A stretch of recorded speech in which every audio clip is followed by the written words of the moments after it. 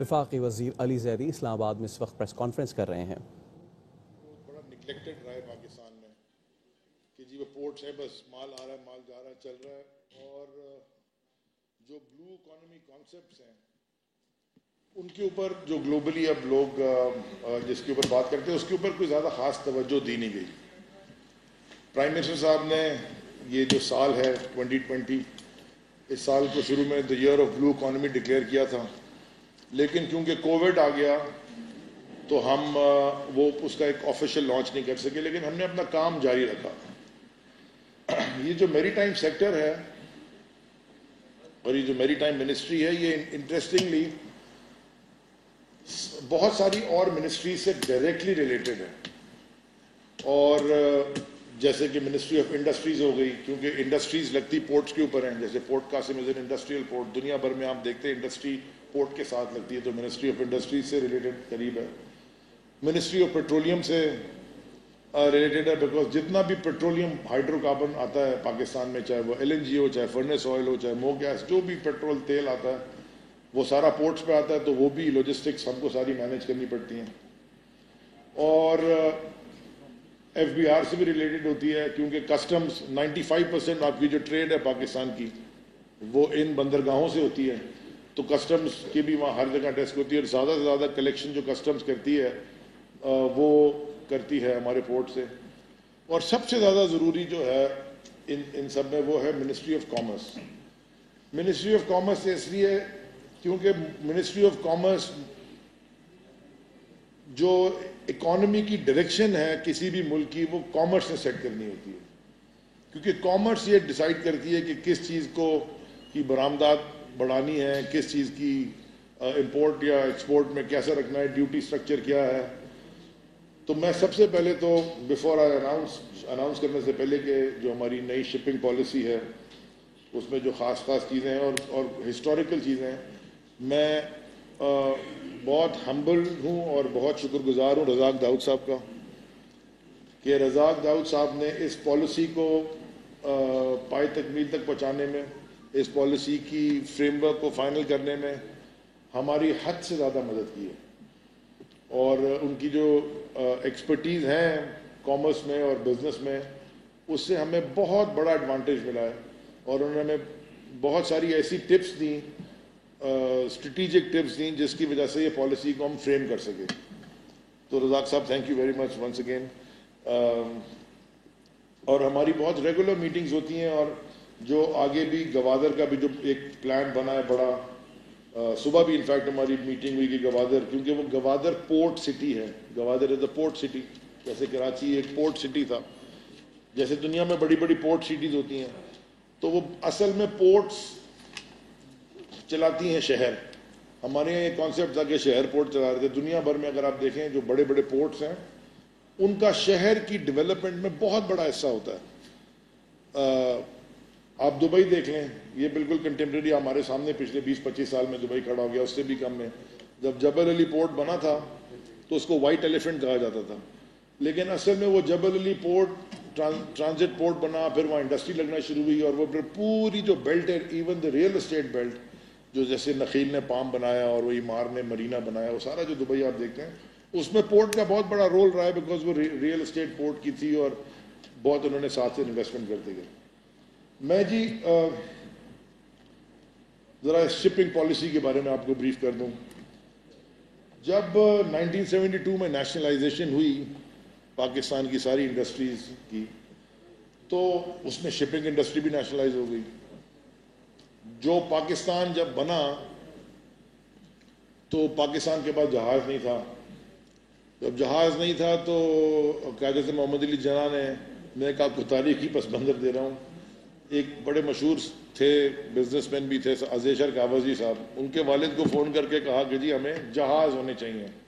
اس وقت رجسٹری جہاز کی صرف ہوتی تھی بامبے اور کیلکٹا پورٹ میں نہیں ہوتی تھی، تو جو اس وقت رجسٹری جہاز کی صرف ہوتی تھی بامبے اور کیلکٹا میں، کراچی پورٹ میں نہیں ہوتی تھی۔ تو جو پہلا جہاز جو پاکستانی فلیگ رجسٹر ہوا تھا، جو کاوزیز نے کرایا تھا، اس کا نام فاطمہ تھا، جو کہ غازی اعظم کی جو بہن تھی ان کے نام پہ رکھا. تو وہاں سے گیم شروع ہوئی. پھر 1972 میں سارا کچھ نیشنلائز ہو گیا. اس کے بعد سے دوسری انڈسٹریز ڈی نیشنلائزیشن کے بعد بہت ساری انڈسٹریز کھڑی ہو گئیں, لیکن یہ شپنگ انڈسٹری سوائے PNSC کے پاکستان میں وہ دوبارہ بلڈ نہیں ہو سکی.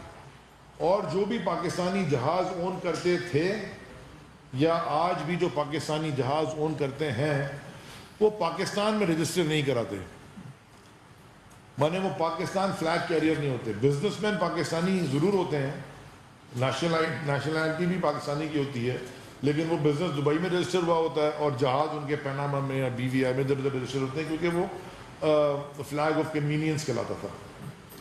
تو ہم نے اس کے اوپر بڑا سوچ بچار کی. جب میں منسٹر بنا تو رزاق بھائی کے پاس میں گیا, میں نے ان سے کہا کہ سر اس وقت رضوان صاحب جو اب سیکرٹری میری ٹائم ہے وہ PNSC کے چیئرمین تھے, تو ہم نے ڈیٹا جب اکٹھا کیا تو پتہ چلا کہ ہم تقریباً $5 بلین یا اسے تھوڑا زیادہ $5 بلین سے زیادہ فریٹ میں. ایک مرین پالیسی تھی 2001 کی, اس کے اوپر ہم 2000 اس کے اوپر ہم نے بلڈ کیا. اور اگین رزاق ایک منسٹرز کی ہم نے ایک ٹیم بنائی میری ٹائم کے ساتھ, اور اس میں رزاق صاحب کا بڑا رول تھا.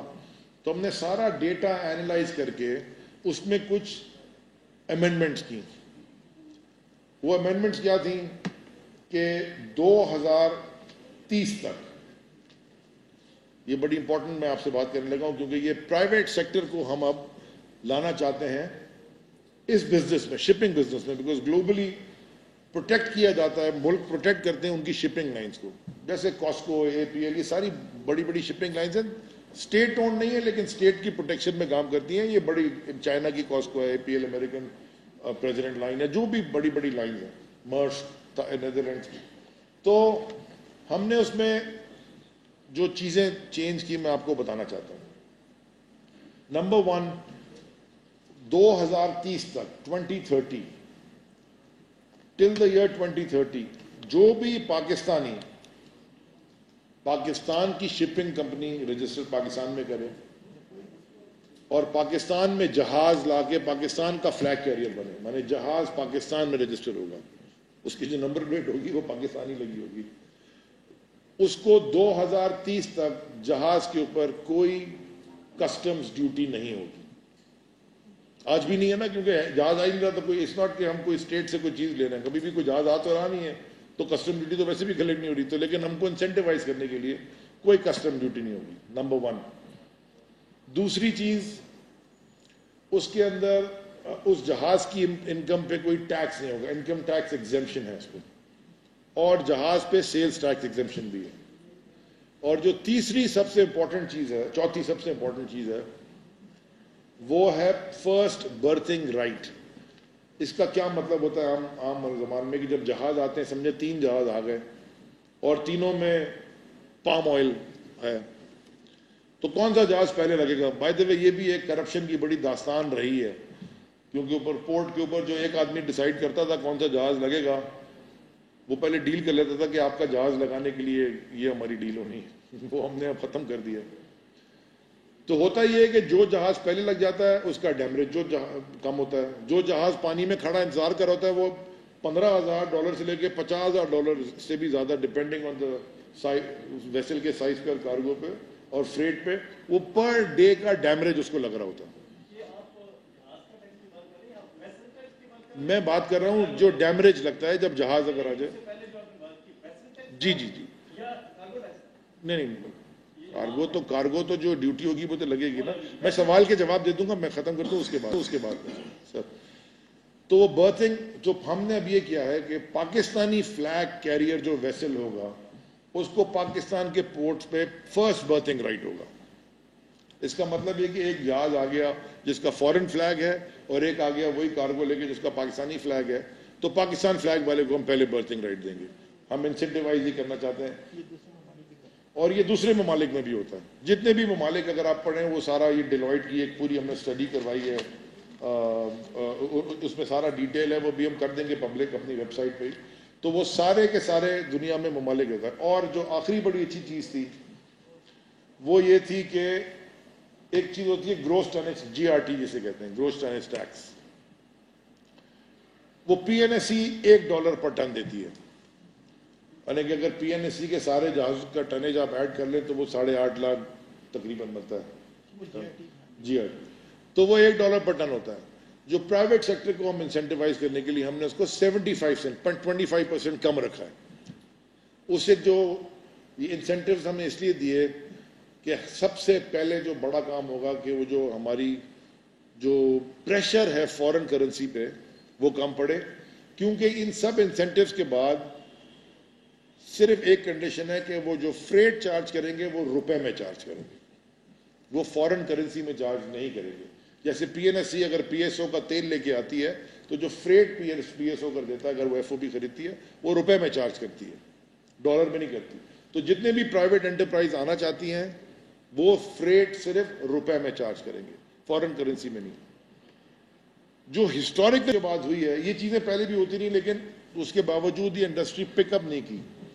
تو شپنگ کو ہم نے ایک اسٹریٹجک انڈسٹری بھی ڈکلیئر کر دیا.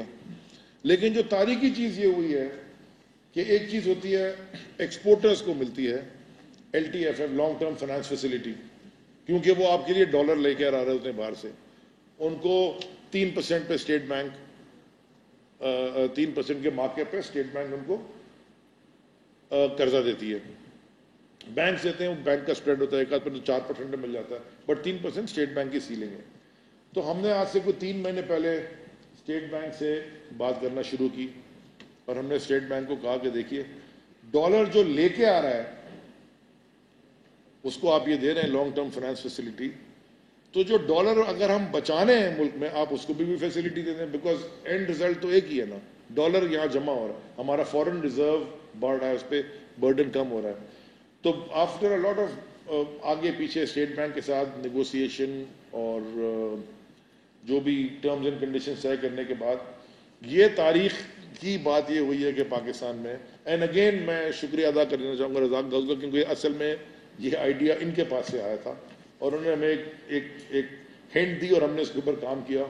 اور میری ٹیم رضوان صاحب اور ایڈیشنل سیکرٹری ہمارے نادر صاحب بڑی دن رات لگ کے کہ اسٹیٹ بینک نے اب شپنگ کو بھی لانگ ٹرم فائنانس فیسلٹی دینے کی اجازت دے دی ہے. اس کا مطلب یہ ہوگا کہ اور یہ ہم آپ کو یہ ہماری جو ٹیم ہے میں سارے جتنے لوگ ہیں ہم آپ کو وہ اسٹیٹ بینک کا لیٹر بھی دے دیں گے اور شپنگ پالیسی بھی دے دیں گے کہ اب آپ جہاز بھی خریدنے جائیں تو اس میں لکھا ہوا شپس اینڈ ویسلز, تو چاہے وہ ٹگ بوٹ ہو, چاہے وہ ڈریجر ہو, چاہے وہ کارگو ویسل ہو, چاہے وہ فشنگ ویسل ہو. یہ رضوان بھائی نے کہہ دیا, یہ ایک آخری اچھی چیز میں کہ آپ اوپر رکھنی تھی چہری, اس سے ماہی گیروں کو ہمارے کیا فائدہ ہوگا وہ بھی میں آپ کو بتاتا ہوں.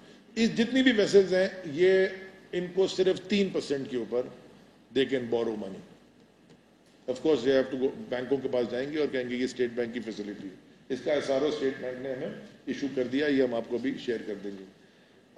اس میں جو سب سے جو چیز اس وقت ڈائریکٹلی امپیکٹ کرے گی ہمارے ماہی گیروں کو, اور یہ ان کے لیے بہت بڑی خوشخبری میں دینے جا رہا ہوں. دیکھیں یہ $450 ملین کی ہم ایکسپورٹ کرتے ہیں فشری سیکٹر کی, 455 million plus minus. Potential Pakistan کا 2 بلین سے بھی زیادہ کا ہے. یہ پہلی دفعہ پاکستان کو ایک ہے انفو فش جو ڈیٹا اینالائز کرتی ہے, پہلی دفعہ پاکستان کو یا دوسری دفعہ شاید تاریخ میں اس کی چیئرمین شپ بھی ملی ہے, اور سیکرٹری میری ٹائم اس کو جو انفو فش کی جتنے 13 ممالک 12 ممالک جو ہیں ان کو چیئر کرتے ہیں. یہاں ڈیٹا اینالائز ہوتا ہے. اب ہم 50% سے اوپر ہم چلے گئے. ہم جب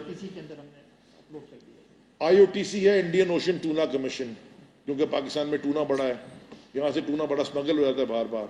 پہلی دفعہ اس کا کنونشن ہم نے پچھلے سال کراچی میں کروایا تھا, یہ کووڈ سے پہلے ہم شروع ہو گئے تھے اس کام. تو اس جو پاکستان کا جب ہم آئے تھے تو ڈیٹا 3-4% ڈیٹا ویریفائی ہوتا تھا, اب ہم نے 50% کا مارکر کراس کر لیا ہے. تو اس میں جو سب سے مزے کی چیز ہے جو ماہی گیروں کے لیے خاص طور پہ, کیونکہ ہماری KPT ہے, KPT کے ساتھ لیاری اور وہ جو آئلینڈز ہیں بابا بیٹ آئلینڈ, وہاں سارے ہمارے ماہی گیر کمیونٹی, اور کبھی ان کے اوپر کوئی بھی کسی نے بھی آ کے ان کی مسئلے سمجھے نہیں, سنے نہیں, اور فشری سیکٹر تباہ ہو گیا. اس سے جو نکلے ہیں, میں سیاسی بات نہیں کرنا چاہتا, لیکن عزیر بلوچ, نثار مرائی اور وہ سارے ادھر سے ہی نکلے ہوئے ہیں.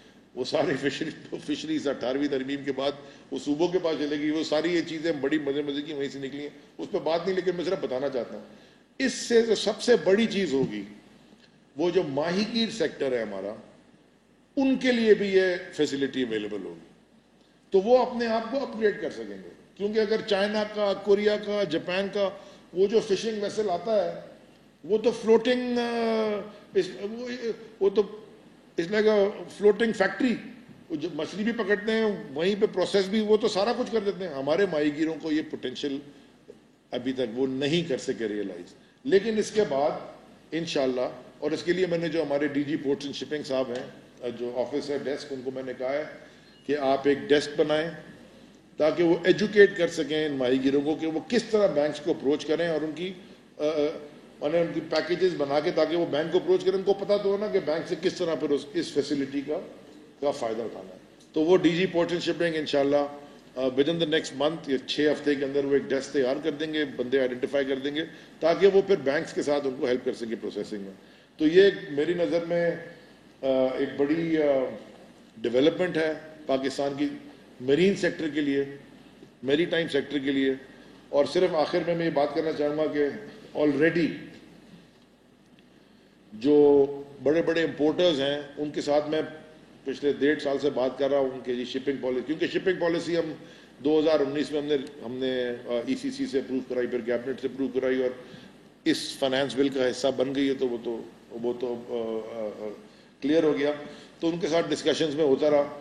تو میں آپ کو یہ بتانا چاہتا ہوں کہ بڑی جلدی آپ دیکھیں گے کہ 3-4 شپنگ کمپنیز پاکستان میں اپنے ویسلز خریدنا شروع کریں گی, کیونکہ وہ تیار تھے لیکن کلیئرٹی نہیں آ رہی تھی. اب ان کو کلیئرٹی بھی آ گئی ہے. تو اب آپ سوچیں کہ 2.2 بلین کا تقریباً وی امپورٹ پام آئل اتنے کا, وہ سارا کا سارا فریٹ جو ہم بھرتے ہیں اس امپورٹ کے اوپر, وہ سارا اب کوشش کر کے ایسا ایسا ہم لوکل انڈسٹری کو بلڈ کریں گے. اور ہمارے سی فیررز کے لیے, جو ہمارے سیلرز ہیں, ان کے لیے بھی اچھی خبر ہے, کیونکہ ابھی تک تو وہ پی این ایس سی کا دروازہ کھٹکھٹاتے ہیں کہ جی ہمیں نوکری دیتے ہیں, ہمارے پاس تو 11 جہاز ہیں.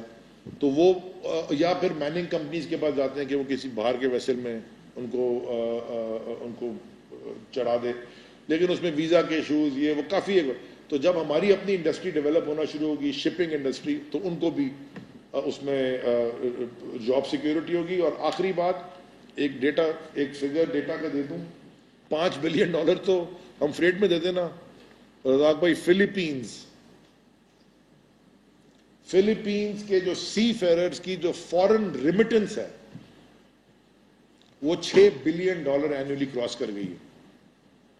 جو جہاز میں فلپینوں, کیونکہ سی فیرر جو ہوتا ہے نا وہ ایک ڈش واشر یا ڈیزل میکینک سے لے کے کپتان تک ہوتا ہے, جتنے لوگ جہاز پہ ہوتے ہیں وہ ہر لیول کے اوپر, ان کی فورن ریمیٹنسز $6 بلین کراس کر گئی ہیں. تو ہم پیچھے رہ گئے. Now we'll catch up. Razzaq بھائی. بسم اللہ الرحمن الرحیم. اس طرح سے علی زیری صاحب نے بھی بتایا, تھوڑے سی ہسٹری دی ہے.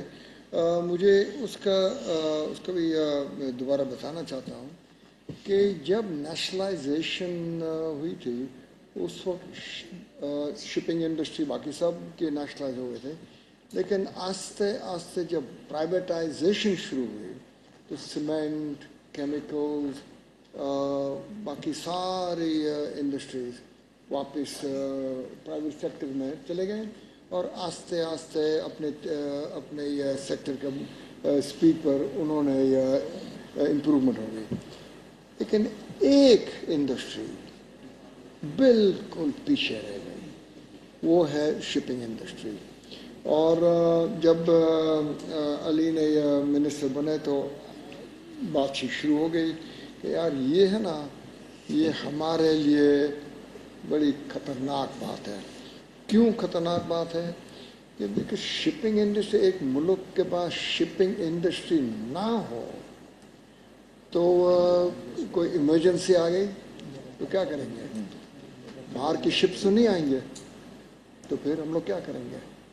اور آپ لوگوں کو پتہ نہیں لیکن مجھے تو اچھی طرح سے یاد ہے جب 9/11 ہوا تھا 2001 میں، اس وقت جتنے بھی جو باہر کی شپنگ کمپنی تھے نا وہ اپنے ریٹ بڑھا دیے، اور دینا پڑے گا، ایکسپورٹر نے دیے، کیا کریں گے، سارے باہر سے فورن کمپنیز تھے.